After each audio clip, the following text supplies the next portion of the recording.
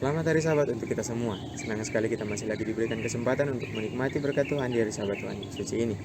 Saudara-saudara, sebelum kita masuk dalam pemberitaan firman Tuhan, mari kita tunduk kepala dan kita berdoa. Bapa kami yang di surga, terima kasih untuk segala berkat penyertaan bagi kami ya Tuhan. Terima kasih untuk waktu dan kesempatan yang sudah Kau berikan bagi kami. Pada saat ini ya Tuhan, kami akan membaca dan mendengarkan firman. Kiranya Tuhan dapat memberikan kepada kami pengertian, anugerahkan Roh Kudus bagi kami agar kami dapat mengerti apa yang menjadi maksud Tuhan dalam pemberitaan firman. Terima kasih Tuhan, ini menjadi doa kami dalam nama Yesus kami sudah berdoa. Amin. Saudara-saudara, judul firman Tuhan yang akan saya bawakan pada Sabat hari ini, saya beri judul Menjadi Sempurna. Menurut Kamus Besar Bahasa Indonesia, menjadi sempurna itu adalah komplit, memiliki segalanya, absolut, atau selalu menjadi yang terbaik. Tetapi konsep dari manusia sangat berbeda dengan konsep yang ada dalam Alkitab. Menjadi sempurna itu bukan hanya kita memiliki segalanya. Menjadi sempurna bukan hanya kita komplit dalam segalanya, bukan hanya kita menjadi yang terbaik dalam segalanya. Tetapi ada poin-poin dalam Alkitab yang bisa kita dapatkan untuk dapat menyebut diri kita sempurna.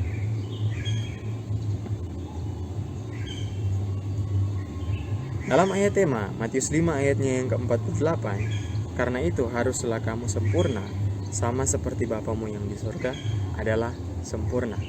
Kita harus menjadi sempurna dikarenakan Bapa kita adalah sempurna. Tetapi tahukah saudara-saudara bahwa kita manusia merupakan makhluk yang sempurna dari awalnya? Mari kita membuka dalam Kejadian pasalnya yang pertama. Kejadian pasalnya yang pertama.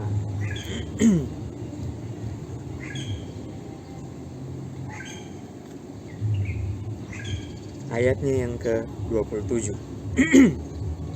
Maka Allah menciptakan manusia itu menurut gambarnya, menurut gambar Allah diciptakannya dia, laki-laki dan perempuan diciptakannya mereka. Kita diciptakan serupa dengan Allah, menurut gambar Allah. Kita kembali lagi dalam pembacaan ayat tema bahwa Allah adalah sempurna. Dan karena kita diciptakan sama atau serupa dengan Allah, berarti kita juga pada awalnya kita adalah sempurna. Tetapi kenapa kita kehilangan kesempurnaan itu? Dikarenakan dosa masuk ke dalam dunia. Ketika dosa masuk ke dalam dunia, disitulah kesempurnaan kita hilang. Tetapi Tuhan memberikan kepada kita kesempatan untuk kita dapat menjadi sempurna sama seperti Bapa kita.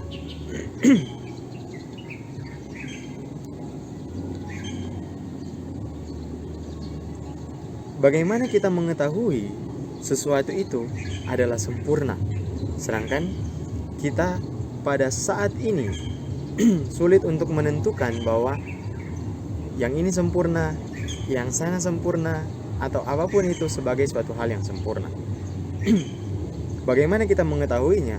Yang pertama adalah kita mengetahuinya itu dari kita menanamkan suatu nilai pada suatu hal. Kita mengetahui bahwa hal itu sempurna dikarenakan ada nilai di dalam situ. Yang pertama, saya ambil contoh, ketika kita ingin mengetahui bahwa orang tersebut memiliki nilai yang sempurna, kita dapat melihat dari, dia selalu mendapatkan nilai A, dia selalu mendapatkan nilai 100, dia selalu mendapatkan nilai yang tinggi, selalu menjadi yang terbaik di kelasnya. Nah, dari situ kita mengetahui bahwa orang tersebut sempurna. Contoh yang lain, ketika kita melihat suatu hal, baik itu kita melihat itu ukuran yang besar atau ukuran yang kecil, berarti kita sudah menetapkan satu nilai dalam hal tersebut. Kita melihat banyak sedikit, itu adalah nilai. Kita mengetahui bentuk, ukuran, itu juga merupakan nilai. Dan kita mengetahui suatu hal itu sempurna atau tidak karena kita menetapkan satu nilai. Tapi mari kita kembali dalam pembacaan firman Tuhan. Mari kita membuka dalam Roma 12 ayatnya yang kedua. Roma pasalnya yang ke-12 ayatnya yang kedua. Janganlah kamu menjadi serupa dengan dunia ini, tetapi berubahlah oleh pembaharuan budimu, sehingga kamu dapat membedakan manakah kehendak Allah, apa yang baik, yang berkenan kepada Allah, dan yang sempurna.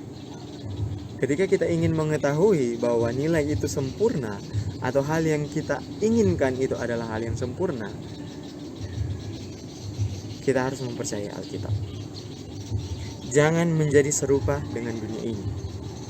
Jangan kita berpikir bahwa kita melihat suatu orang memiliki kehidupan yang mewah, tidak berkekurangan, memiliki jenjang karir yang sangat sukses, memiliki segalanya, dan kita sudah berpikir bahwa kita harus menjadi seperti dia. Dikarenakan dalam pemikiran kita bahwa orang tersebut memiliki kehidupan yang sempurna. Ingat saudara-saudara, di dalam dunia ini tidak ada kehidupan yang sempurna. Ketika kita masih merasa lelah, ketika kita masih berpikir tentang sesuatu, ketika kita masih memikirkan atau memiliki banyak hal yang harus kita lakukan, dari situ kita berpikir bahwa kita belum sempurna. Karena kalau misalnya kita berpikir sempurna, itu bukan hanya ketika kita memiliki segalanya, ketika kita tidak berkekurangan, ketika kita hidup mewah, atau kita selalu menjadi yang terbaik dalam segala hal. Bukan seperti itu. Tapi menjadi sempurna dalam konteks Alkitab memiliki maksud yang lain. Mari kita melihat dalam Galatia pasal 5 ayatnya yang ke-22 dan 23. Pasal ini merupakan ayat yang sudah sangat kita kenal. Dikarenakan kenapa? Itu adalah buah-buah roh. Dan untuk menjadi sempurna, kita harus mengetahui hal yang berkenan bagi kita itu adalah apa. Dan hal yang berkenan bagi kita menurut firman Tuhan adalah buah-buah roh. Galatia pasalnya yang kelima ayat 22 dan ayat 23. Tetapi buah roh ialah kasih, sukacita, damai sejahtera, kesabaran, kemurahan, kebaikan, kesetiaan, kelemah lembutan, penguasaan diri. Tidak ada hukum yang menentang hal-hal itu.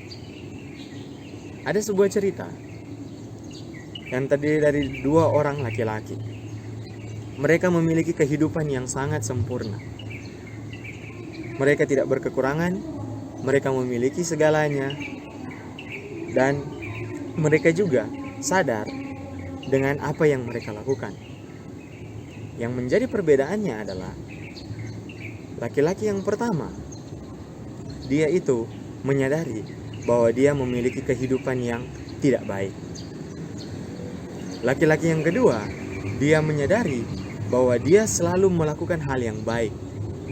Dia melakukan semuanya yang dikatakan dalam firman Tuhan. Tetapi ada perbedaan yang sangat besar dari kedua orang ini.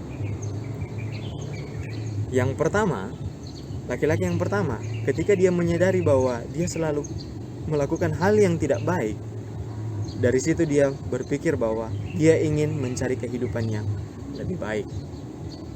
Sedangkan laki-laki yang kedua, dia melakukan semuanya itu dengan maksud dan tujuan ingin memperoleh hidup yang sempurna. Tetapi ada satu kekurangan dari laki-laki yang kedua. Dia melupakan hal yang paling penting dan hal yang berkenan untuk dilakukan. Kalau misalnya saudara-saudara mengetahui kedua laki-laki itu, cerita mereka ada dalam Alkitab. Laki-laki yang pertama bercerita tentang seorang yang kita ketahui dengan nama Sakeus. Banyak orang mengetahui bahwa Sakeus ini memiliki kehidupan yang tidak baik. Seorang pemungut cukai. Bahkan dalam Alkitab dikatakan, banyak orang mengatakan bahwa dia adalah orang berdosa. Tetapi apa yang terjadi kepada Sakeus? Tuhan Yesus datang bertamu ke rumahnya. Karena Tuhan Yesus mengetahui apa yang ada dalam hati dan pikirannya dia. Tetapi untuk cerita yang kedua, untuk orang yang kedua, itu adalah orang muda yang kaya raya. Kita mengetahui bahwa orang muda yang kaya raya ini, dia sudah melakukan semua perintah Allah.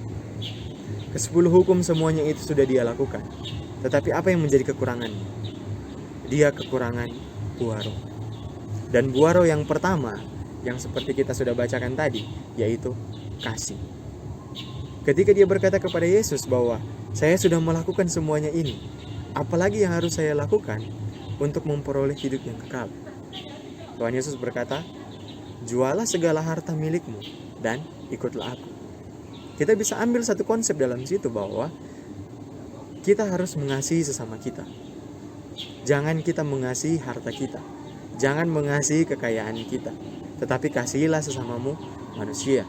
Karena hukum yang terutama yaitu mengasihi. Dan mengasihi merupakan buah roh yang paling pertama, yang menjadi dasar dari setiap buah roh. Kita kembali dalam firman Tuhan. Ketika kita melakukan suatu hal yang berkenan kepada Tuhan, tetapi kita tidak mendasarinya dengan buah-buah roh, itu semuanya akan menjadi sia-sia. Dikarenakan kenapa? Walaupun kita sudah melakukan 10 perintah Allah atau 10 hukum, kita sudah melakukan semuanya itu, tetapi sama seperti orang muda yang kaya raya ini, dia kehilangan hidup yang kekal. Dia kehilangan janji yang sudah Tuhan berikan kepada setiap kita manusia. Ketika kita sudah menjadi orang yang berkenan di hadapan Tuhan, atau kita sudah mendapatkan tahap awal untuk kita menjadi sempurna, apa yang harus kita lakukan setelah itu? Karena sangat tidak mungkin ketika kita sudah mendapatkan tahap yang pertama, atau kita sudah masuk dalam tahap awal untuk menjadi sempurna, dan akhirnya kita putus di tengah jalan, atau kita sudah menyerah, atau mungkin kita sudah mulai berpikir bahwa yang terpenting bahwa saya sudah melakukan hal ini, saya sudah berkenan di hadapan Tuhan. Nah, ingat saudara-saudara, bukan hanya berkenan di hadapan Tuhan, tetapi kita itu harus menumbuhkan apa yang sudah menjadi dasar kita untuk menjadi sempurna. Karena ketika kita melakukannya, masih ada hal yang baik yang diberikan Tuhan bagi kita. Mari kita buka bersama-sama dalam Yakobus pasal 2. Yakobus pasal 2 ayatnya yang ke-22. Kamu lihat bahwa iman bekerja sama dengan perbuatan, dan oleh perbuatan-perbuatan itu iman menjadi sempurna. Berarti kita harus meyakini bahwa kita dapat menjadi sempurna. Dan ketika kita meyakini bahwa kita dapat menjadi sempurna, kita jalani atau kita barengi dengan perbuatan kita. Perbuatan kita itu dapat kita lihat dalam Galatia 5 ayat 22 sampai ayat 23. Kita mengasihi sesama kita, kita bersabar terhadap sesama kita menjadi orang yang lemah lembut terhadap sesama kita, dan banyak hal yang kita dapat aplikasikan dalam buah-buah roh kepada sesama kita. Karena ketika kita sudah menjadi orang yang berjalan dalam tahap-tahap untuk menjadi sempurna, kita juga harus menjadikan orang lain atau sesama kita menjadi sempurna. Dikarenakan kenapa? Kita mengambil satu contoh yang sempurna, yaitu Yesus Kristus, untuk menjadi panutan kita. Baiklah kita juga meyakinkan orang lain untuk memiliki suatu panutan, yaitu Yesus Kristus, untuk menjadi panutan mereka menjadi sempurna atau mendapatkan hidup yang sempurna. Ibrani pasal 11 ayatnya yang ke-40. Mari kita baca bersama-sama. Ibrani pasal 11 ayatnya yang ke-40. Sebab Allah telah menyediakan sesuatu yang lebih baik bagi kita. Tanpa kita, mereka tidak dapat sampai kepada kesempurnaan. Ingat, sesama kita juga harus mengasihi mereka. Karena itu merupakan salah satu dari hukum yang terutama, seperti yang dikatakan Tuhan Yesus. Kita bukan hanya mengasihi Allah dengan segenap hati kita, jiwa kita, tetapi kita juga harus mengasihi sesama kita manusia. Oleh karena itu, karena kita mengasihi sesama kita manusia, kita juga harus menarik mereka. Kita juga harus memanggil mereka agar supaya mereka dapat berjalan bersama-sama dengan kita menuju kepada kesempurnaan. Kesempurnaan itu bukan hanya didapatkan oleh karena kita melihat kehidupan yang mewah. Dan sekali lagi, kita bukan hanya memiliki kehidupan yang sempurna dikarenakan karir kita atau selalu memiliki nilai yang terbaik. Tetapi ada banyak hal yang dapat kita buat, ada banyak hal yang dapat kita lakukan agar supaya kita ini dapat menjadi sempurna. Yang pertama, mari kita ulangi lagi. Untuk menjadi sempurna, kita harus sama seperti Bapa kita. Dan untuk menjadi sama seperti Bapa kita harus melakukan hal yang berkenan di hadapan Tuhan, bukan hal yang berkenan di hadapan manusia. Dikarenakan pandangan manusia tentang kesempurnaan berbeda dengan pandangan Allah tentang kesempurnaan. Manusia berpikir bahwa kesempurnaan itu didapatkan ketika kita melihat suatu sosok atau suatu orang yang mana memiliki segalanya atau banyak hal yang mereka punyai, atau dia selalu menjadi yang terbaik. Tetapi konsep dalam konsep berpikir Tuhan, menjadi sempurna bukan seperti itu. Menjadi sempurna itu adalah seberapa layaknya kita, seberapa bernilainya kita di mata Tuhan.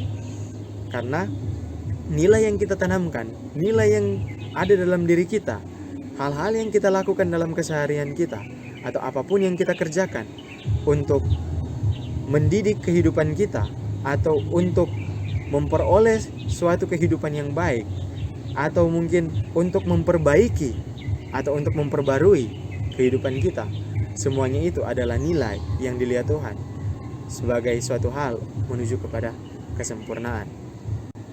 Jadi jangan pernah kita berpikir bahwa menjadi sempurna itu sangat mustahil. Mungkin sebagai manusia kita melihat suatu sosok manusia yang sempurna menurut pandangan kita manusia, dan kita mulai berpikir bahwa kita tidak layak untuk menjadi seperti orang itu. Kita tidak bisa menjadi sempurna seperti orang tersebut. Mungkin kita mulai menjadi minder terhadap diri kita. Kita mulai berpikir orang itu merupakan orang yang sukses dalam karirnya, sedangkan saya dalam jenjang pendidikan saya masih di bawah jauh terhadap orang tersebut. Sulit bagi saya untuk menjadi sempurna atau memiliki karir yang sempurna seperti orang tersebut. Atau mungkin kita melihat bahwa orang tersebut atau idola kita, oh, dia memiliki suara yang bagus, dia memiliki wajah yang bagus, ganteng, cantik. Kita mungkin berpikir seperti itu.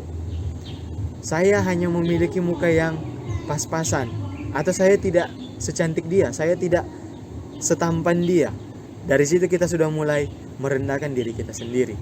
Ingat saudara-saudara, kita kembali dalam Kejadian yang pertama ayat yang ke-7. Kita diciptakan serupa dan segambar dengan Allah. Jangan pernah kita memandang remeh diri kita. Jangan pernah kita merendahkan diri kita, karena diri kita ini diciptakan seturut dan segambar dengan rupa Allah. Ketika kita mulai memandang rendah diri kita juga mulai memandang rendah Tuhan kita. Ketika kita mulai meremehkan diri kita juga mulai meremehkan Tuhan kita. Apa yang sudah Tuhan berikan bagi kita, ketika kita mulai mensyukuri hal tersebut, dan kita mulai membuat hal yang ada dalam diri kita atau apa yang kita miliki, kita mulai membuatnya itu sebagai suatu hal yang baik, atau kita mulai mensyukuri hal tersebut, itu bisa dijadikan suatu nilai bagi Tuhan, yang mana kita mulai mensyukuri apa yang diberikan Tuhan bagi kita. Janganlah kita menginginkan apa yang diinginkan oleh orang lain. Janganlah kita mulai berpikir bahwa saya ingin memiliki apa yang dimiliki orang tersebut. Saya ingin menjadi sepintar orang tersebut. Saya ingin menjadi seterkenal orang tersebut. Atau saya ingin membuat suatu yang sangat hebat agar saya dapat dikenal orang. Dan ketika orang dapat mengenal saya, bahwa saya mulai memiliki kehidupan yang sempurna. Atau mungkin kita mulai berpikir, andai saja, atau kita mulai berpikir juga, kalau saja kita memiliki uang yang banyak, kalau saja keluarga saya merupakan keluarga yang terpandang, kalau saja saya merupakan anak dari orang-orang yang bisa dibilang memiliki kehidupan yang baik dalam pandangan manusia. Dari situ kita mulai mempertanyakan bahwa Kenapa Tuhan tidak memberikan kita kehidupan yang layak? Kenapa Tuhan tidak memberikan kepada kita kehidupan yang lebih baik? Tuhan berkata bahwa kita adalah anak-anak Allah. Tetapi kenapa saya mengalami suatu penderitaan yang seperti ini? Saya menghadapi kehidupan yang sangat bisa dibilang bukan kehidupan yang kita inginkan. Atau mungkin kita mulai mempertanyakan, kenapa sampai Tuhan berbuat seperti ini? Kita mulai meragukan Tuhan. Kita mulai jauh dari titik yang disebut kesempurnaan. Dikarenakan kenapa? Kita mulai melakukan hal yang tidak berkenan di hadapan Tuhan. Hal yang tidak berkenan di hadapan Tuhan kita dapat melihat dalam Galatia pasalnya yang kelima, ayatnya yang ke-16 sampai ayatnya yang ke-21. Mari kita baca bersama-sama. Maksudku ialah, hiduplah oleh roh, maka kamu tidak akan menuruti keinginan daging. Sebab keinginan daging berlawanan dengan keinginan roh, dan keinginan roh berlawanan dengan keinginan daging. Karena keduanya bertentangan, sehingga kamu setiap kali tidak melakukan apa yang kamu kehendaki. Itu yang pertama.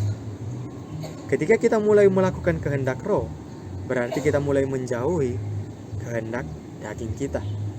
Begitupun dengan sebaliknya, ketika kita mulai melakukan kehendak daging kita, berarti kita mulai menjauhi kehendak roh kita. Nah, apa-apa saja kehendak daging itu? Ayatnya yang ke-18. Akan tetapi, jikalau kamu memberi dirimu dipimpin oleh roh, maka kamu tidak akan hidup di bawah hukum Taurat. Perbuatan daging telah nyata, yaitu percabulan, kecemaran, hawa nafsu, penyembahan berhala, sihir, perseteruan, perselisihan, iri hati, amarah, kepentingan diri sendiri, percideraan, roh pemecah, kedengkian, kemabukan, pesta pora, dan sebagainya itu. Mari kita lihat kelanjutan dari ayat tersebut. Terhadap semuanya itu, kuperingatkan kamu, seperti yang telah kubuat dahulu, bahwa barang siapa melakukan hal-hal yang demikian, ia tidak akan dapat bagian dalam kerajaan Allah. Tuhan sudah menyediakan sesuatu yang baik bagi kita. Tuhan sudah menyediakan kehidupan kekal bagi kita. Tuhan sudah menyediakan juga kita tempat untuk kita dapat menikmati kehidupan yang sempurna. Karena kita harus mengetahui, ketika kita memikirkan bahwa kita dapat memperoleh kehidupan yang sempurna selama kita hidup dalam dunia ini, itu sangat mustahil. Tetapi Tuhan menjanjikan kepada kita bahwa kita dapat memiliki kehidupan yang sempurna, yaitu di surga bersama-sama dengan Tuhan. Tetapi ketika kita mulai melakukan kehendak daging kita, atau kita mulai melakukan hal-hal yang bertentangan dengan kehendak roh kita, ayat 21 bagian yang terakhir, ia tidak akan mendapat bagian dalam kerajaan Allah. Kehidupan yang sempurna yang sudah lama kita inginkan, sudah lama kita pikirkan, itu mulai menjauh dikarenakan kita juga mulai hidup bertentangan dengan kehidupan roh kita. Kita mulai menghilangkan nilai-nilai yang menurut kehendak roh kita, atau nilai-nilai yang berkenan di hadapan Tuhan, sudah mulai kita hilangkan satu persatu, dan kita menggantikannya itu dengan nilai-nilai kedagingan yang mulai kita lakukan, atau misalnya yang sering kita jumpai dalam kehidupan kita sehari-hari. Sangat tidak masuk akal ketika kita mulai berkata, atau saya sendiri berkata bahwa saya tidak pernah marah, atau mungkin saya mulai berkata bahwa saya tidak pernah terpengaruh oleh hawa nafsu. Saya tidak pernah menginginkan untuk menjadi seperti orang tersebut. Saya tidak pernah menginginkan untuk menjadi sama seperti orang tersebut. Tidak menginginkan kehidupan yang mewah, tidak menginginkan kehidupan yang berkelimpahan. Atau mungkin kita mulai berpikir bahwa kita tidak pernah berselisih, kita tidak pernah iri hati. Sangat tidak mungkin. Semua manusia, ketika kita sudah kehilangan kesempurnaan kita, atau kita sudah kehilangan keilahian kita sebagai makhluk ciptaan Tuhan, dari situ kita sudah mulai melakukan dosa-dosa ini, atau kehendak daging kita. Tetapi bagaimana seharusnya kita melakukan kehendak roh yang menekan kehendak daging kita. Kita harus lebih memperbanyak melakukan kehendak roh kita daripada melakukan kehendak daging kita. Karena ketika kita mulai melakukan kehendak roh lebih banyak daripada melakukan kehendak daging kita, berarti kehendak roh kita mulai ditekan. Mungkin kita masih melakukan kehendak-kehendak roh, kehendak-kehendak daging kita, tetapi karena kita sudah mengawali semuanya itu, atau kita menutupi semuanya itu dengan kehendak roh kita, kehidupan kita mulai perlahan-lahan menjadi sempurna lagi. Kita mulai mendekati cahaya ilahi yang mana kita ketahui, atau sosok tersebut kita ketahui bersama sebagai Yesus Kristus. Kita mengetahui bersama Dia adalah sosok yang sempurna. Kita harus menjadi sempurna sama seperti Kristus. Kita harus menjadi sempurna sama seperti Bapa kita, dengan meniadakan kehendak-kehendak daging kita. Kita harus melakukan hal-hal yang berkenan di hadapan Allah. Kita harus melakukan hal-hal yang mana merupakan hal-hal yang dikehendaki oleh Allah. Kita mulai mempertanyakan bahwa apakah hal tersebut merupakan hal yang sempurna. Ingat, hal yang sempurna menurut pandangan manusia belum tentu hal yang sempurna menurut pandangan Allah. Kembali lagi dalam cerita Zakheus dan orang muda yang kaya raya. Poin di situ dapat kita melihat bahwa ketika seseorang itu mulai menyadari bahwa apa yang dia lakukan tersebut, dan walaupun kita mulai menyadari bahwa kehidupan yang kita lakukan merupakan kehidupan yang tidak berkenan di hadapan Tuhan, ingat, Tuhan melihat seberapa layak kita, bukan seberapa banyak kita melakukan kesalahan kita, bukan seberapa banyak kita melakukan dosa kita. Karena kan kenapa? Tuhan itu masih dapat mengampuni kita. Tuhan masih dapat memberikan pengampunan bagi kita. Karena Tuhan itu adalah Allah yang Maha Pengampun. Ketika kita mulai melakukan suatu kesalahan, ketika kita mulai melakukan kehendak daging kita harus yakin dan kita harus percaya bahwa Tuhan dapat memberikan kita pengampunan. Ingat, untuk dapat melakukan hal yang berkenan di hadapan Tuhan, atau untuk dapat mencapai suatu kehidupan yang sempurna, kita harus memiliki poin yang pertama, itu adalah iman. Kita harus mempercayai bahwa kita dapat menjadi sempurna. Kita harus mempercayai, kita harus mengimani bahwa kita ini dapat menjadi sempurna sama seperti Kristus, sama seperti Bapa kita. Dan setelah itu, kita mulai membarengi, atau kita mulai melakukan hal-hal yang berkenan di hadapan Tuhan, atau perbuatan kita mulai melakukan perbuatan yang baik. Yang dapat kita ambil kesimpulan di sini adalah ketika kita mulai memikirkan untuk menjadi sempurna, janganlah kita pesimis bahwa sempurna itu kita tidak dapat kita raih. Ingat, kesempurnaan itu adalah milik kita semua, dikarenakan kita manusia sudah pernah menjadi sempurna, dikarenakan kita diciptakan menurut dan serupa dengan gambar Allah, Bapa kita, penyelamat kita, juru selamat kita. Janganlah kita berpikir bahwa kita tidak bisa menjadi sempurna sama seperti Bapa. Bisa, dikarenakan kita dapat menjadi sempurna. Kita dapat memperbaiki kehidupan kita untuk menjadi sempurna sama seperti Bapa. Atau mungkin kita mulai berpikir sangat sulit untuk kita mendapatkan kehidupan yang sempurna. Tidak. Untuk mendapatkan kehidupan yang sempurna, kita harus menjadi sempurna sama seperti Bapa.